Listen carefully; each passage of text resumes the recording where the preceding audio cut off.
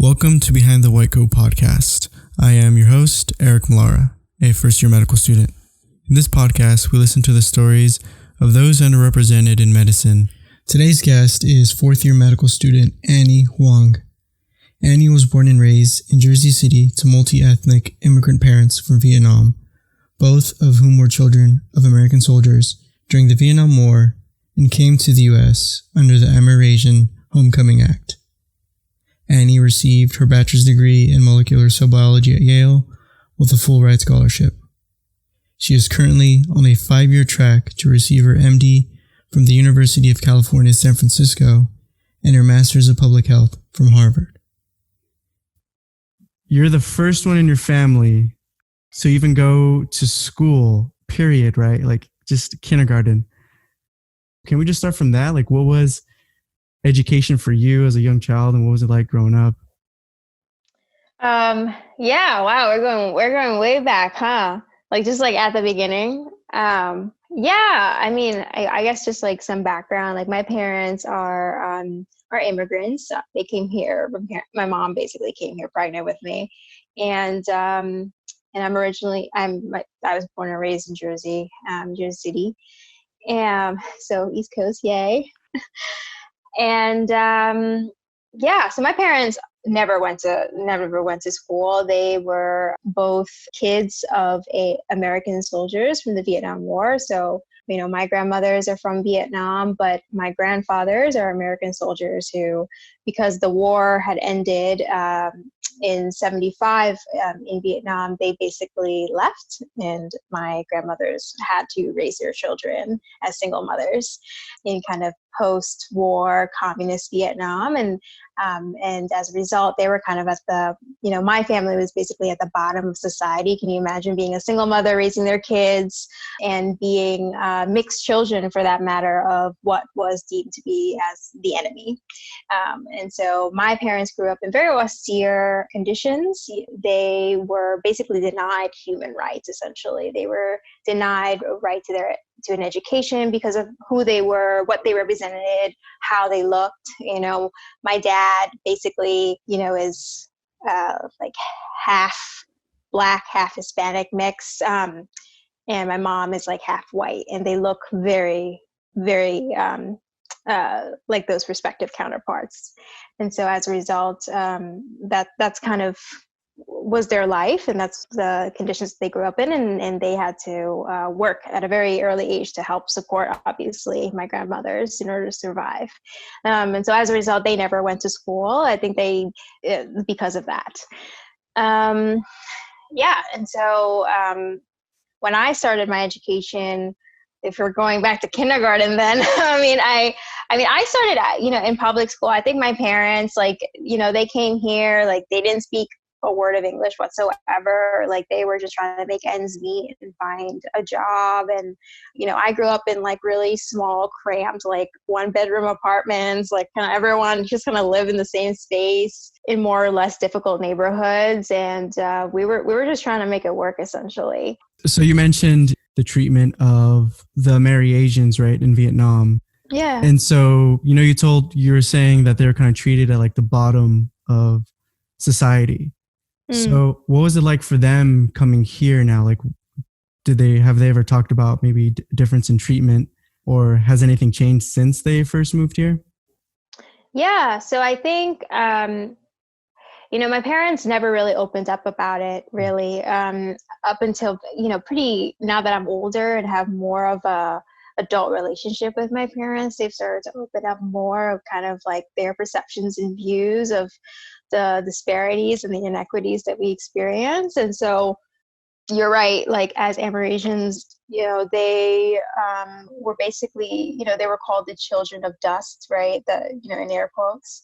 And that's how basically they were treated. My parents were lucky in the sense, and they still feel grateful to this day, that they were able to be raised there by their biological mothers. Most kids like them would actually be sold. They would be sold. They would be abandoned. A lot of them would just kind of live on the street.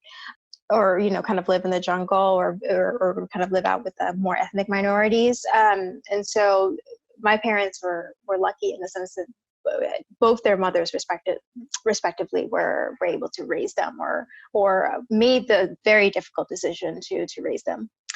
And interestingly enough, they were able to come here. My parents were not part of, they didn't come here. They're not like the boat people. They didn't come here via the boats, after the fall of Saigon. That's a very different demographic of people who came from Vietnam. They came because Congress had a conscience and realized that, there are thousands of kids that we kind of left behind, that soldiers fathered at some point, and left. And so politically, they changed that via the Amerasian Homecoming Act. And because of just kind of a stroke of the pen, my parents, came from, and other people, their friends as well, went from like children of dust, so essentially, to like basically like the golden ticket to come to the U.S. And so at that point, they were viewed very differently in interestingly enough, in Vietnamese society. But coming here, as they were immigrants, they came with, I think, legally as refugee status. When they came here, we had to start from the bottom, right? You didn't speak any English. And so you relied a lot on kind of people around you who spoke your language to help you out. If you look at my parents, when they were young, you would see kind of like a woman who looks pretty white and a man who looks pretty black. And so from an outside world, was an interracial couple, but then you get super confused because they only speak Vietnamese. And I actually grew up in a community of just Amerasians. So my parents kind of like glommed with, it was, they came with people who looked like them essentially. So basically what they had to do before they came to the United States is that they had to do like a 6-month kind of like education camp thing in the Philippines. Essentially, they had to be in the Philippines for 6 months before they were able to come to the U.S. And so they were able to live in a community of people, of couples, of young adults who look just like them, or have that same background. So I grew up in that community, and I thought this was like a normal thing. Until you go to school, you go outside of that community, and then you realize that this is something else, when people start pointing it out to you. But I think my parents and my family, I think, experienced the same sort of hardships and struggles as any immigrant family who basically came from nothing. Because my parents were denied an education, even in their own country, home country rather, or their mother country, and because they were denied an education, they weren't even educated in their own language. You can only imagine the barrier to learning English and trying to get by here. And so that struggle was real. And so they didn't have a degree. They didn't have initials behind them, obviously. And so had to work low-wage jobs. And like I alluded to, I lived in very, very small apartments, kind of just growing up, essentially. My mother, to this day, she's a nail salon worker. She works in a nail salon, obviously not working right now because of COVID. And so that's been really hard for my family. And my dad has done a bunch of like odd jobs here and there, but currently is kind of a low-wage laborer in a warehouse. And actually right now, during the era of COVID, he's considered an essential worker, and that has its own troubles as well. So when you went to high school, was it the same type of people you grew up with, or was it like totally different? Yeah, it was pretty different, because, you live in an urban area, and so the diversity is vast. We basically lived in an immigrant community, people who came from all sorts of different diaspora. So throughout even, elementary school and high school, I went to a public high school. And in that high school, it was an extremely diverse community, not necessarily descending from the same story at all. There were some, but it wasn't like a white school or anything like that. Like people came from all over. So being an immigrant was more of a norm than anything. And so was higher education always part of the plan, even in high school? For me, yes, actually.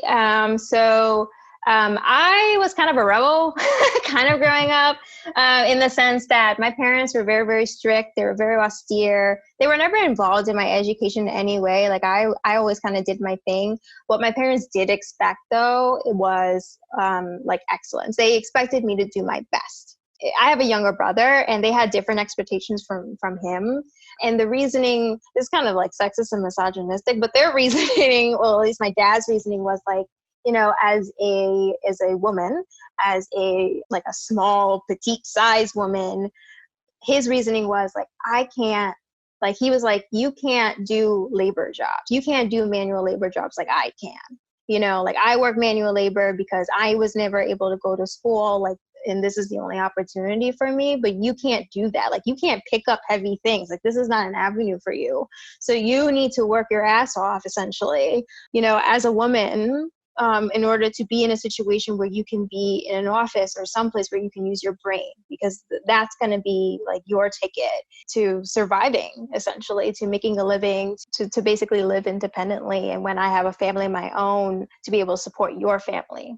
So that was something he stressed to me at a very, very young age, that, you know, because of who I am, because of my physical limits, I can't take manual labor jobs. I have to use my brain. And so that was something that they infused, I guess, in me from the very beginning. And so I always had higher education. Like I always knew I was going to go to college. I had no freaking idea how I was going to do that, because as many people who come from first generation backgrounds, no matter what that background is, you're kind of like doing it alone, basically. You're like, God, I hope this is right. You're just kind of like bumping along, and you pray that you have the right advisors. You pray that you meet people who believe in you, who can support you in this journey that, you know, no one in your family has embarked before, and a journey that your parents have no idea what's going on, but you're kind of, I guess, in it yourself. Right. So the end goal was there. You just didn't know all the steps in between how to get there. Oh, God, no. I had no idea what I was doing. And was medicine ever part of the plan, or was just getting to college kind of the first step for you? Oh, I think college was just the first step. Like I did not have enough foresight to think about medicine. I knew I was, by the time I was in high school, I was definitely into the sciences. So I knew that I had interest in maybe a research career, or I think at one point I wanted to be a veterinarian or something. But I wasn't as, I guess, sophisticated enough to be like, oh, I'm going into medicine. What was your idea of what medicine was, or what even a doctor was at that point? In high school? Oh my God. I actually, you know, at the beginning of high school, I was like, there's no way in heck I can be a doctor. And that's because, you know, my honors biology class, one of the things that made us do pretty early on was like watch this, I swear to, I think it was like a documentary or something called The Miracle of Life. And like they showed, it was like, yeah, it was like a 2-hour like video where they talked about how reproduction happened, like how the sperm and the egg and kind of the basic science around it. I remember falling asleep during that, actually. And then there was a more clinical like I remember there was more of a clinical portion of that movie where they were following the lives of like med students and like detailing how hard it was to be a doctor.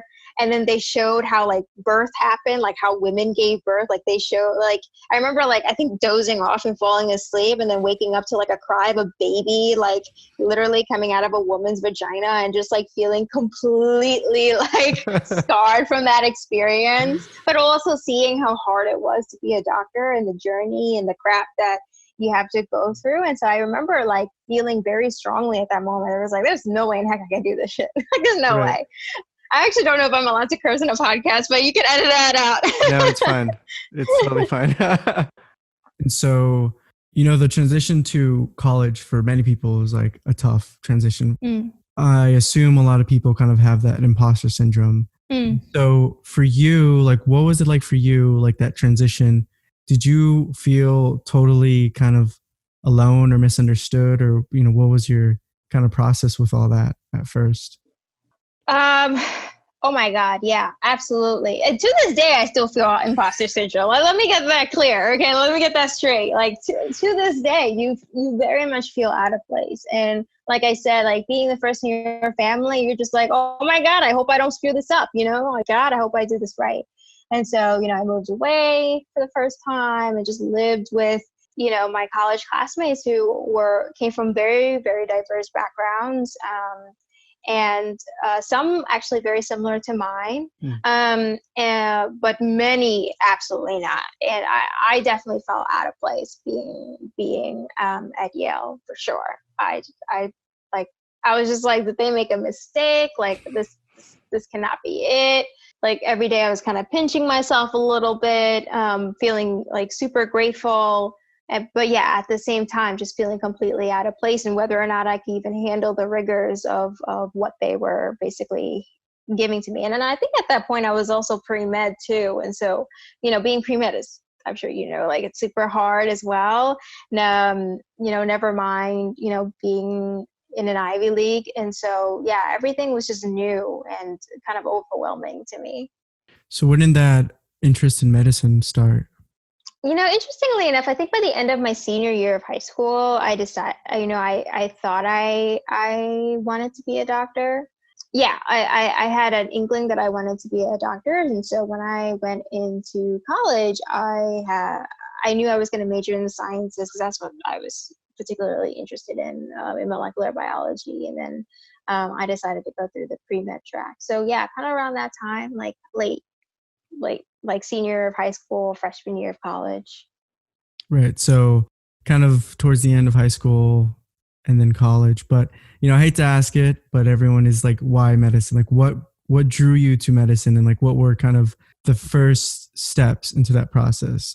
Yeah, I think, my background, I think was basically, my background as coming from like an immigrant family from a low socioeconomic background, like that very much influenced like what I wanted to do in life, essentially. Because I think coming from that background, so basically, I am in medicine for essentially because I wanted to be, and I still want to be, obviously, an advocate for people like my parents, for people of low socioeconomic backgrounds, for people of color.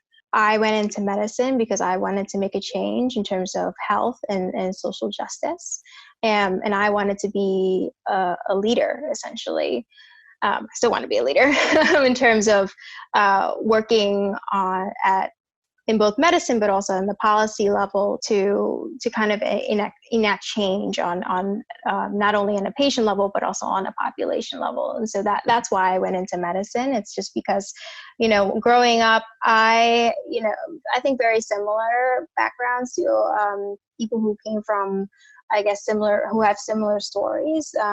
When your parents don't speak English and they're low income, you have very low healthcare access, essentially. And so at a very young age, I had quite a bit of responsibility in terms of helping my parents manage a lot of different things. And some of it including, being a child interpreter at their medical visits and booking their appointments and, just being their advocate, basically, in those settings as well.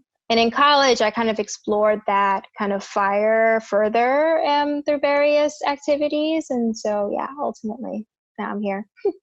You brushed up on it a little bit, like the experience your parents had with, the healthcare. But can you maybe talk a little bit more about maybe what you experienced and what you saw with your community and your parents? Yeah.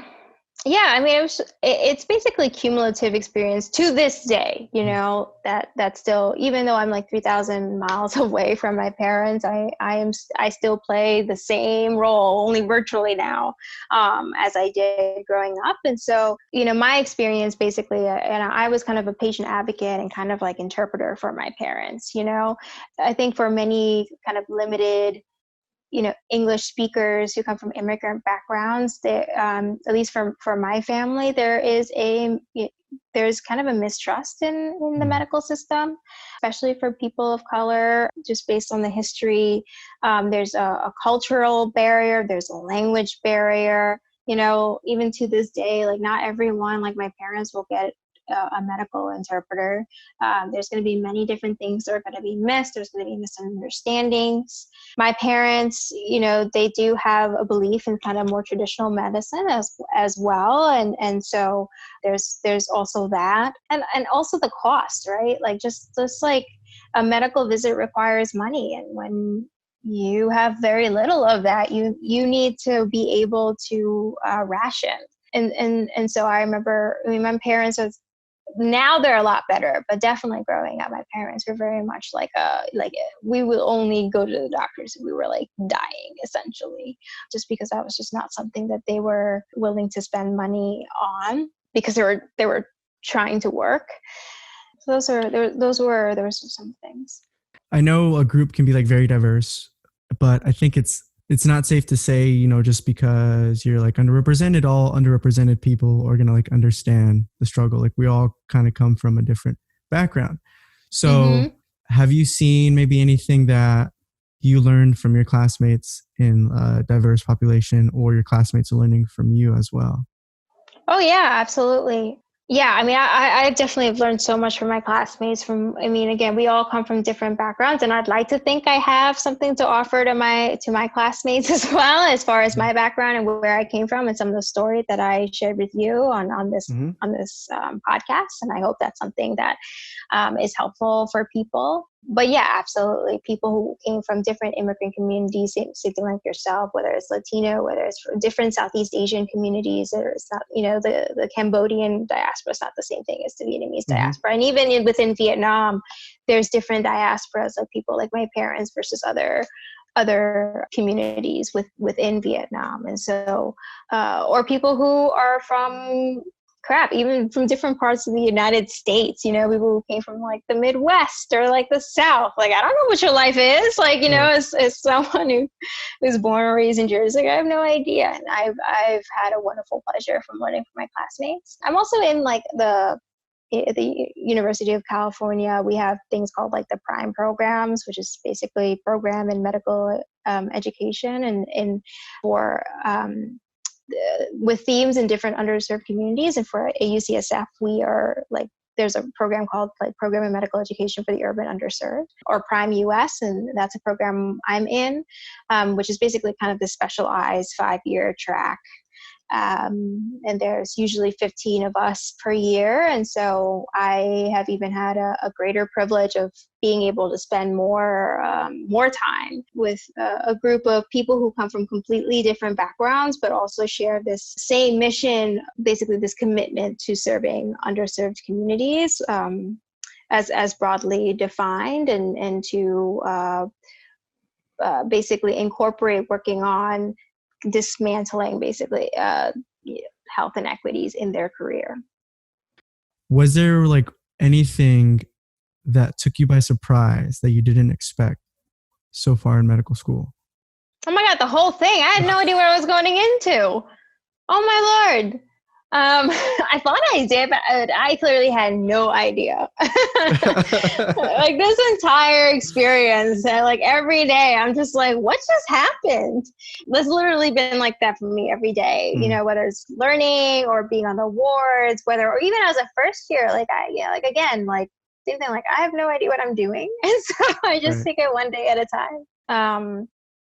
Med school has a different culture, and it's a culture with a hidden curriculum that I'm constantly learning day by day. And that to me is very difficult. And how, for me, as a young woman of color, it can be very, very difficult to try to find your place in medicine, and trying to also like prove your worth as well in medicine. So that to me is kind of like a daily struggle, and kind of alluding back to like just the imposter syndrome as well, but also like proving to other people that, you're worth it, and that you can do this. And what I probably didn't appreciate, what I knew and probably didn't appreciate, is that medicine is still kind of a white man's world. And so working within that system is difficult. I think it's important to hear that you sometimes feel like you don't have your place being a woman of color. And I think we sometimes forget that people are struggling in medical school and medicine, and some more than others.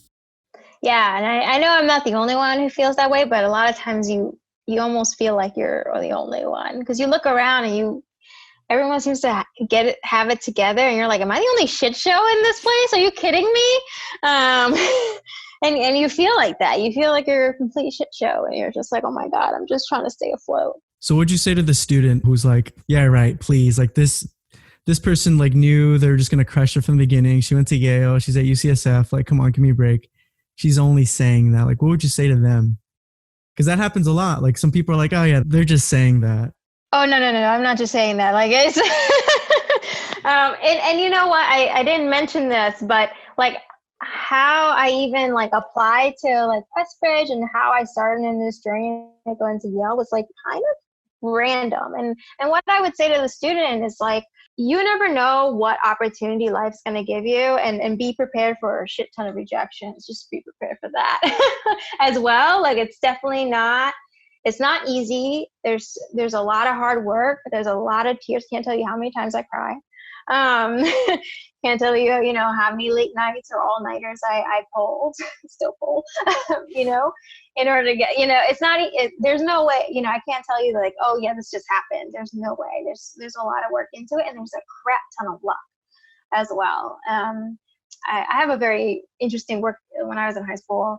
I went to a high school with 3,000 kids, and 3,000 kids and like 5 guidance counselors, like only a handful of guidance counselors. There's only so much guidance you're getting, right? Like none, especially if you're the person who is doing well in school like that. You're not the person that the guidance counselor is worried about at all. They're worried about everyone else. And for me, my school at the time, I think the official statistics was like 50% who actually goes to college. We had a huge attrition rate at my high school. It might be better now, but at least I think that was like official for me. And I remember going to my guidance counselor office. I've had a good kind of working relationship with her throughout my 4 years. And it was the beginning of my senior year. I should be thinking about college, and Questbridge has a very early deadline. Like their deadline for college application is like 4 months before your regular deadline at the end of December.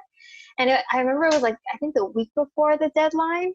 And I went into my guidance counselor, kind of talked to her kind of about my plan. And she was just like, well, are you done with your like Questbridge application? I'm like, what are you talking about? I'm like, it's due in a week. I haven't started on it. There were so many, I don't know what the heck my brain was thinking at that time, but I didn't start on it. I didn't think I was good enough for it. I had all these kind of like negative cognitive distortions essentially, and a lot of imposter syndrome. And my guidance counselor was like, oh, that's nice. Well, I already wrote you a letter of recommendation, so you better work on your application and send it in. She's like, she had already read it. And I was like, so what? And I was like, oh crap. She's like, yeah, so you can do it. Like, just do it. And I was like, oh, okay. And she's like, okay, great. Now I got like 300 other kids. Like, get out of my office. That's kind of her word. That's what she would always say. Just get out of my office. That was kind of our working relationship. And it was because like I had an advocate that I didn't even really know I had, that kind of led me to basically believe in myself and just made sure that I didn't disappoint her because she believed in me. That's an awesome counselor, because I've encountered with a lot of people tell me different stories of counselors, some who aren't helpful at all. I've heard some pretty horror stories of counselors just being like, nope, you're never going to get into med school, or you're never going to go into college, which is sad. And I hate to see that, but so you mentioned like the Quest program and some of these other pipeline programs. What do you think could be done better? I know this is a huge question to answer, but for maybe underrepresented students. Oh my God. This is such a huge undertaking. And I feel like there's so many people who are working on it, as part, in Prime, what we do and what I do in med school is I do a lot of outreach programs. I spend a lot of times talking with pre-health students, doing, making these programs, bringing them to UCSF and try to reach out to as many people as possible, through these partnerships that we have with community programs, in order to, hopefully inspire, but to show pre-health students from these underrepresented communities that know, like, you can do it. Like, there are people who come from similar backgrounds who look like you, and we are a small but burgeoning community, and we want more of you because your community needs you, essentially. And so I've been doing a lot of that work. I know many of my classmates have been doing a lot of that work for the pre-health side. On the med school level, like, even our med school has been doing a lot of work for that. There are different programs for people of color, people from underrepresented backgrounds, to give you that extra help and boost to help you with your clinical skills, so that way you can succeed on the wards. Because the war, and you'll find this out, like, the wars is very much a white man's world. And there's a lot of, unfortunately, kind of acclimation and assimilation and kind of code switching you kind of have to do. And so that is something that, interestingly enough, UCSF has that program. My class was the first class that kind of like the first version of the program in order to work on your clinical skills, essentially, to help you succeed and to inspire you to stay in academics, for example. And that was started by basically med ed people of color who firmly believe that in this mission to help students of color succeed in their clerkships and in their residencies as well. You mentioned that you were a part of a pipeline program, and over time I've come to realize that these pipeline programs are extremely valuable for our youth. It depends on the pipeline program, but I think I believe in their mission in terms of just uplifting and instilling that belief that people who come from underrepresented backgrounds can do it and are worth it. And that, in the medical community, I think the thing that I've realized that, I mean, this is kind of a weird generalization to make, but people who come from similar backgrounds like I do, they tend to come in with like a greater mission other than themselves. When I think about like serving my community and very similar communities, like, I'm always thinking about, in a community level, I'm always thinking about uplifting people from similar backgrounds. And I think that kind of like a shared mission that a lot of us have, understanding that like patients need us, essentially. Like, they need to see our faces and they need to see that we're out there. And I can't tell you how many times, like, I swear to God, these patients are like sick as hell and they're like in so much pain. And I can't tell you how many times I've cried, because even though they're like in so much pain and they're sick, like, a lot of times they will say, like, they would wish me the best for my education, and they hope that I will succeed in my goal to be a doctor, and they wish me all the best. And that is something they actually spend their energy and time saying to me, even though they're physically speaking, medically speaking, they're not necessarily healthy, and so that, like, I get so much encouragement from my patients, that's what kind of keeps me going, is that, people look at you and they see you and they're just like, we need you, essentially. They actually will tell you that. They're like, wow, we need you. We hope for the best, and we hope you continue on this path. And that is just so encouraging when you are going through all this imposter syndrome. You are, you will have very, very tough days. You're like, I can't do it, or it's just medicine's so hard, or stupid people like doubting your abilities or making judgments on you. But, you kind of block all that out, and you realize that, like, oh, like, patients do need us to be there, present for them. I'm also realizing too that it's important for me to be like an advocate of people who look like me or from my background. I think even now more than ever. Yeah, and you'll get more of that. Like, people will just like feel familiar to you because they're just like, they'll have all this transference towards you, but they'll, there's a comfort in seeing a provider who looks like you, essentially. And and there's a comfort in that. Generally, in this kind of like white world, like, white people have never had to think about that, right? Because there's so many people in places of power and privilege who look like them. They always have role models. There's a wealth of role models, and there's not of us. And so it's so important to be a role model for others. I don't want to take any more of your time. So I thank you for your time. I thank you for sharing. Yeah, no, thank you for having me. Thank you for hearing my ramble. So I'm I'm sorry if I didn't make sense at one point. I'm like, yeah. I've been up for too many hours. Thank you for joining me on another episode of Behind the White Coat. I would like to thank David DeRoche for his guidance and the Quinnipiac University podcast studio for their support. Please make sure you subscribe either on iTunes or Spotify so you can get notified when the next episode is released. Thank you for your time, and I hope you enjoyed this episode.